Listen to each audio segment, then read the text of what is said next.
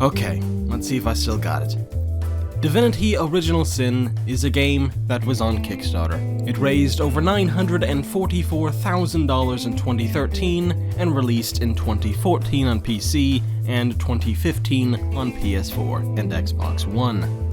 There, no one should take offense to that. Oh wait, I forgot Linux. Shit!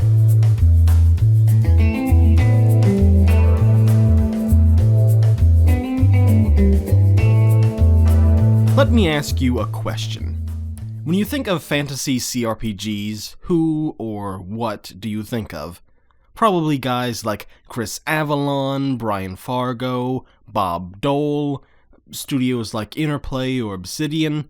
You think of games like The Bard's Tale, or more recently Time Towards of Numera, or Pillars of Eternity.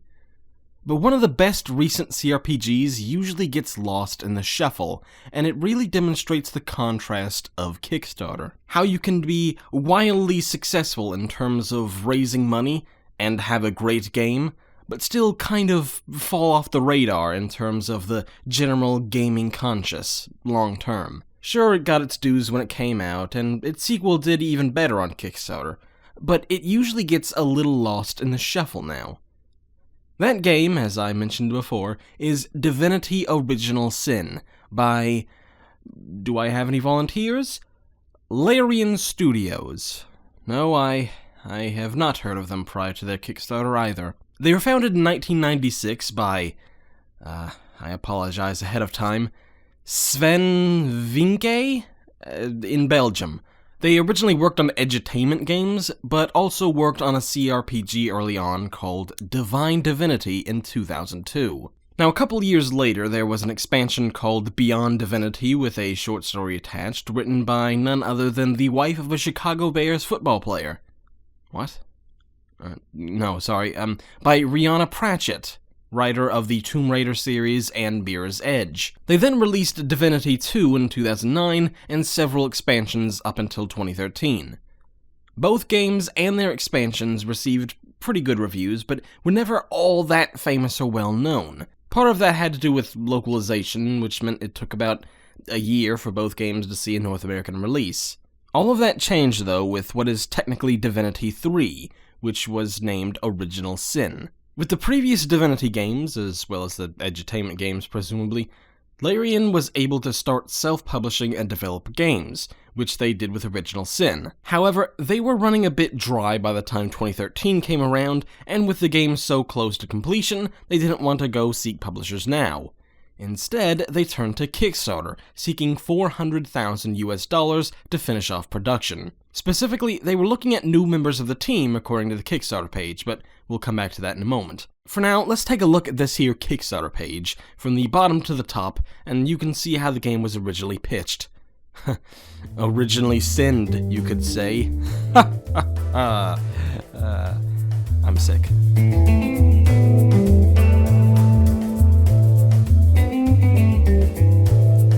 Divinity Original Sin is an old-school CRPG with new ideas and modern execution. Will release this year, funded by fantastic backers. Well, that release this year thing didn't happen, but the rest of it's pretty generic to be honest.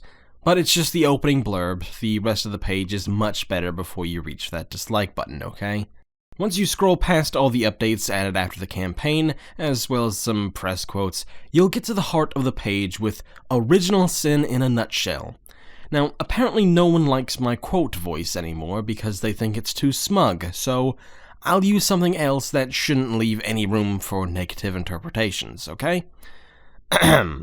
Picture a modern version of a world not unlike that of Ultima V, explored either alone or with a friend, that sees you engage adversaries in tactical turn-based combat reminiscent of the great turn-based RPGs of the past. A world that is filled to the brim with choice and consequence situations, reactive NPCs, and a considerable amount of surprises. A world that captures the feeling of playing pen and paper RPGs with our friends. Then add the new stuff. That apparently comes from the original vision statement of the game. A vision statement is basically an elevator pitch you use to explain the game to publishers and to your internal team at the start of development. And that's a pretty good elevator pitch, really. It specifically gives you a well-known game that sort of brings out the canvas, and the rest fills in the details by explaining what makes Divinity Original Sin different. Larian goes on to say this is the game they've always wanted to make, and that they never could have done it before because those darn marketing departments wouldn't let them, or something to that effect. Look, I'm not sure what kind of luck they've had with publishers in the past, but I'm not sure how many publishers would have really turned this game down, but whatever. They then list the details of the game in a less abstract manner. Bullet points! So it's an isometric CRPG, it's a single-player game, but with a co-op mode.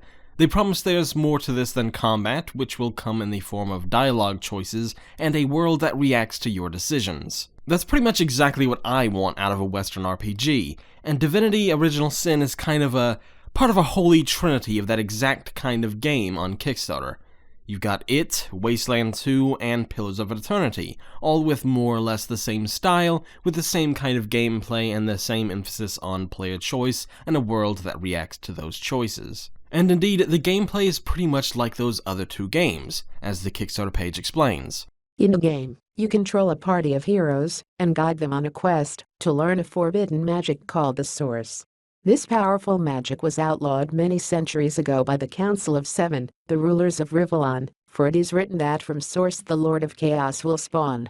Today, Source magic has been used to overthrow the Council. It's up to our heroes to save the Council.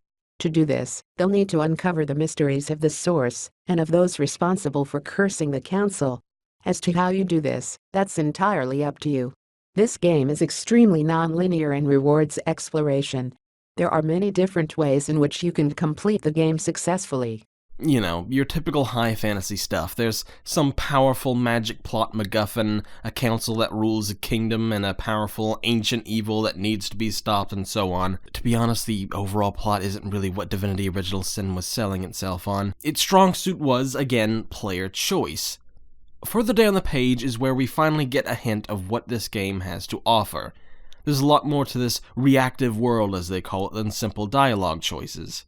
Anything portable is... Okay, enough of that already. Anything portable is there for you to move, pick up, destroy, open, throw, use, or combine. However, be careful what you do. NPCs react to your actions. They won't just stand around while you steal, pillage, vandalize, or murder the guy who happened to comment on your misdeeds. They also remember, and have a personal attitude towards you, and are aware of your global reputation.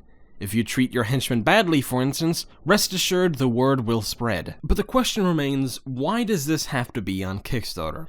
Well, they kind of answered that question twice, under Why Come to Kickstarter and What is the Money For? With Why Come to Kickstarter, they kind of explain why they decided to use crowdfunding instead of going for a publisher. We want to increase the development budget so we can increase the size of our development team. This will in turn allow us to further increase the amount of gameplay in our game world.